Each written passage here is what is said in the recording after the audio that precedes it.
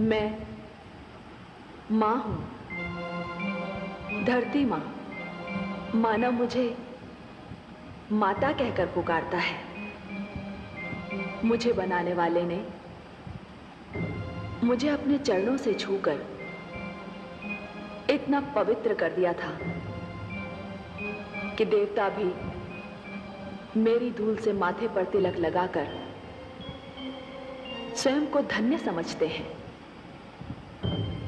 आज मैं उसकी कथा सुनाने तुम्हारे निकट आई हूं, जिसने मुझे बनाया है, जिसने मुझे मानव जैसे श्रेष्ठ पुत्र की भेंट दी है, जिसने मेरे आंचल की छांव को मानव के रहने का सर्वश्रेष्ठ स्थान बनाया है, जिसने सूरज, चांद, सितारों को आसमान में बांध रखा है, जिसने मेरे आंगन में फैले हुए समुंदरों को किनारों से रोक रखा है ताकि उन्हें भी अपनी सीमाओं का आभास रहे।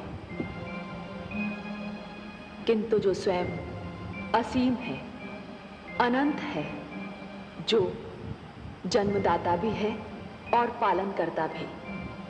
हाँ, मैं तुम्हें उसकी कथा सुनाने आई हूं जो अपने भक्त प्रहलाद की रक्षा करने के लिए नरसिंह बनकर आया, जो राक्षसी संस्कृति का नाश करने के लिए राम बनकर जन्मा और जो कंस का अत्याचार मिटाने के लिए कृष्ण के रूप में अवतरित हुआ, जो मेरा आराध्य है, तुम्हारा आराध्य है, हम सब का आराध्य है। विश्व जिसे विष्णु कहकर पुकारता है, जो नारायण भी है, लक्ष्मीपति भी है। ये कथा सुनना हर एक के लिए आवश्यक है, नितांत आवश्यक। केवल इसलिए नहीं कि ये परमपिता परमेश्वर की कथा है, केवल इसलिए नहीं कि इस कथा में मानव की परंपरा है, उसकी सभ्यता का इतिहास है, उसका अतीत, वर्तमान और भविष्य है, बल्कि इसलिए आवश्यक है कि इस कथा से जीवन जीने की, सत्य मार्ग पर चलने की, अन्याय से संघर्ष करने की, कर्मयोगी बनने की प्रेरणा मिलती है।